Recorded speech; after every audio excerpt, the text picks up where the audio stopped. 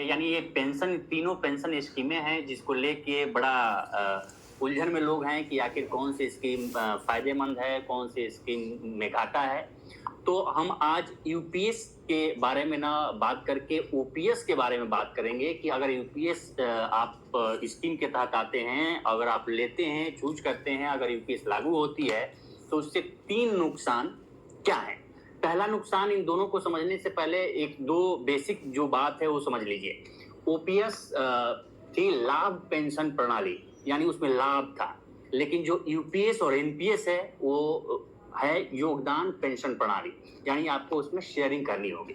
पहला है कि जो नुकसान आपका यूपीएस से होगा कि जो 50% आपको पेंशन मिलेगी वो आपके पिछले 12 महीने की बेसिक सैलरी के औसत का पेंशन मिलेगा। लेकिन ओपीएस में क्या होता था कि जो आपकी लास्ट सैलरी होती थी उस सैलरी के हिसाब से 50% आपको पेंशन मिलता था। अब इसमें अंतर क्या है? आप कहेंगे कि भाई दोनों में 50% मिल रहा है, इसमें भी 50% और उसमें भी 50%, तो अंतर क्या है? दरअसल होता क्या है कि रिटायरमेंट के वक्त प्रमोट करके अक्सर प्रमोट करके आपको रिटायरमेंट दिया जाता है। जो भी अधिकारी या कर्मचारी, केंद्रीय कर्मचारी होते हैं, जब वो रिटायरमेंट के वक्त आते हैं तो उनको प्रमोट किया जाता है, और जैसे ही प्रमोट किया जाता है उनकी सैलरी हाइक ज्यादा बढ़ जाती है, यानी कि उनकी बेसिक सैलरी बढ़ जाती है। अगर बेसिक सैलरी बढ़ती है तो उस हिसाब से मान लीजिए कि किसी की बेसिक सैलरी 40,000 या 50,000 रुपए है, जब उसको प्रमोट किया जाता है तो उसकी बेसिक सैलरी 80,000 रुपए हो जाती है।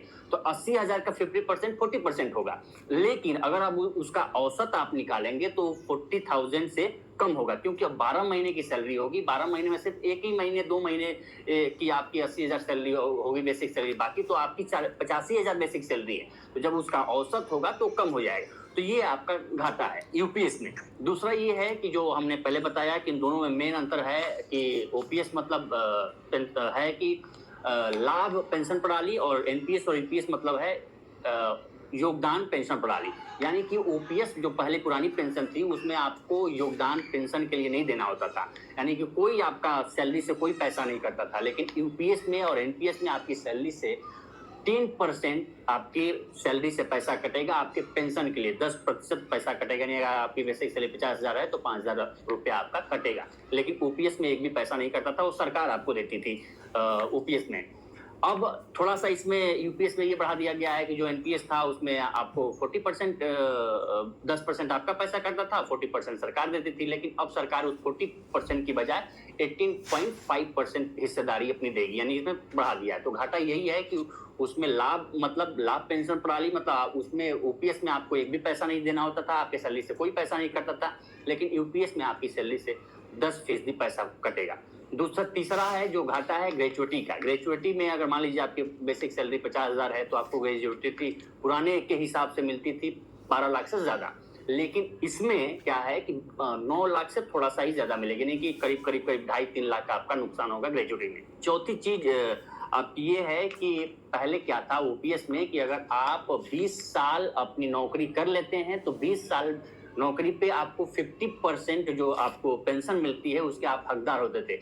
लेकिन अभी इस टाइम को, समय सीमा को 25 साल कर दिया गया है, 25 बढ़ा के 25 साल।